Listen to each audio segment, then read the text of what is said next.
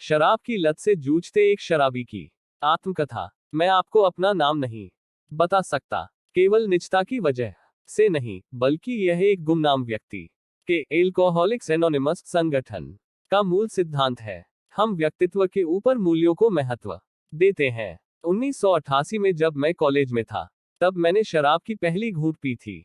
लेकिन मुझे लगता है कि 1994 तक मैं शराबी बन गया। मैं 1970 में पटना में पैदा हुआ, लेकिन पढ़ाई कहीं और से की। फिर दूसरे राज्य में मुझे एक अच्छी सरकारी नौकरी मिल गई। उसके बाद मैं शराब का ऐसा आदी हुआ कि मेरे सपनों जैसी सरकारी नौकरी पर बन आई। साल 2011 में मेरी पत्नी ने मुझे तलाक दे दिया और 2012 में नौकरी से इस्तीफा देने के बाद मैं पटना वापस लौट आया।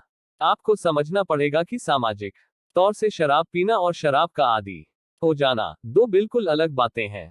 बहुत से ऐसे लोग हैं जो कुछ घूंट पीने के बाद नशा चढ़ने पर रुक जाते हैं।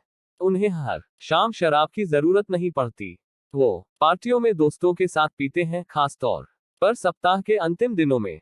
शराब की लत एक ऐसा शब्द है जिसका प्रयोग सावधानी से करना चाहिए। लत ऐसी चीज है जब शराब या ड्रग्स पर आदमी इस कदर निर्भर हो जाता है कि उसकी जिंदगी काबू से बाहर हो जाती है। शराब की लत के कई लक्षण हैं। जब आपको लत पड़ती है तो शराब पीना आपके लिए जरूरी हो जाता है। आप खुद को रोक नहीं पाते हैं। शराब की लत आपको आत्मकेंद्रित, स्वार्थी और खुद का ही नुकसान करने वाला बना देती है। एल्कोहलिक्स एनोनिमस यानी एए का एक 12 पॉइंट टेस्ट होता है। अगर आप उनमें से 4 या उससे अधिक सवालों का जवाब हाँ में देते हैं को आपको शराब की लत है, आपको मदद की जरूरत है। 2005 में मैं मदद लेने के लिए नशा मुक्ति केंद्रों में जाने लगा। उससे मुझे बहुत मदद मिली, लेकिन फिर से मैं सुबह से लेकर रात तक पीने लगा।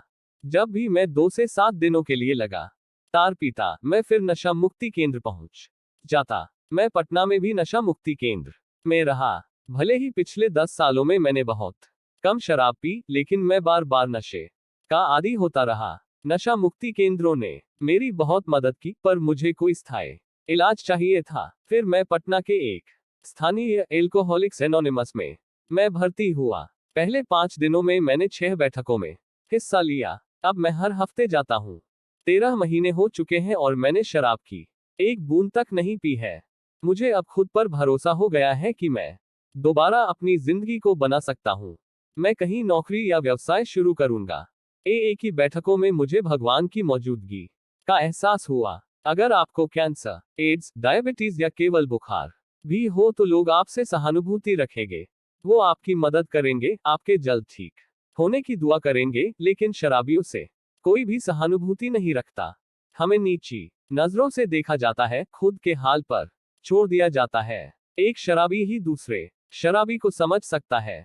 केवल एक शराबी ही दूसरे शराबी की मदद कर सकता है। इसलिए एए का तरीका सफल है। जब बिहार सरकार ने इसी साल अप्रैल में शराबबंदी लागू की तो मैं बहुत खुश हुआ। ऐसे में मेरे लिए तो इससे बेहतर कुछ नहीं हो सकता था। जब मैं खुद बेताबी से शराब छोड़ना चाहता था, शहर में ऐसा कोई शराबखाना नहीं था जहां मैं अक्सर नहीं जाता था। मैं उन सभी को बंद होते देखकर खुश था। अब कोई ऐसा साइन बोर्ड नहीं था जो मुझे अपनी तरफ बुलाए और मुझे एक बार फिर से शराब का आदी बना दे। लेकिन कुछ महीनों बाद मैं इतने यकीन से नहीं कह सकता था। अगर मुझे दारू की एक बोतल चाहिए तो मैं कोई तरीका ढूंढ ही लूंगा।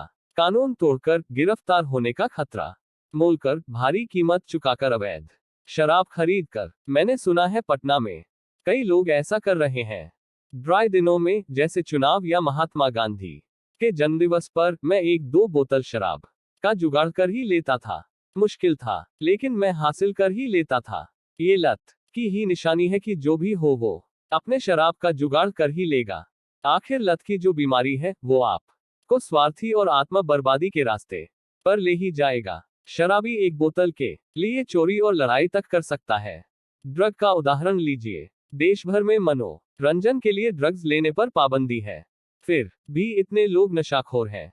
नशा मुक्ति केंद्र ऐसे लोगों से भरे हुए हैं।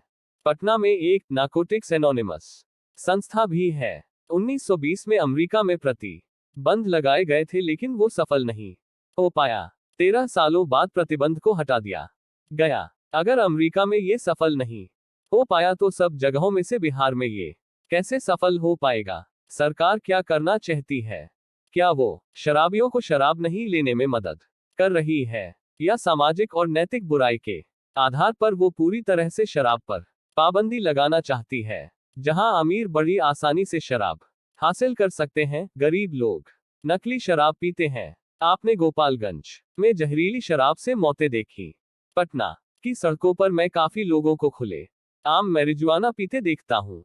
पाबंदी से निश्चित रूप से अधिक मादक पदार्थों के सेवन को बढ़ावा मिलेगा, लेकिन मेरी भावनाएं मिली जुली हैं।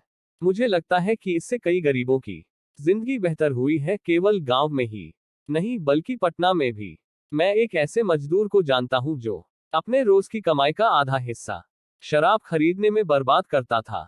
उनका काम, जीवन और परिवार को बहुत भुगतना पड़ा। शराबबंदी लागू होने के बाद पहले 10 दिनों तक उन्हें काफी दिक्कत हुई। उल्टी और पेट खराब रहने के कारण वो काम पर नहीं जा पा रहे थे, लेकिन 10 दिनों के बाद वो ठीक हो गए और उनकी जिंदगी अब बेहतर है। एक दिन वो और उनके 5 दोस्तों ने अवैध रूप से शराब खरीदने की कोशिश की, लेकिन इतनी महंगी होने के कारण वो उसे नहीं खरीद पाए। इस तरह की कहानियां और मेरे खुद के शराब से दूर रहने की कोशिश शराब बंदी का पूरी तरह से समर्थन या विरोध करने को कठिन बना देता है।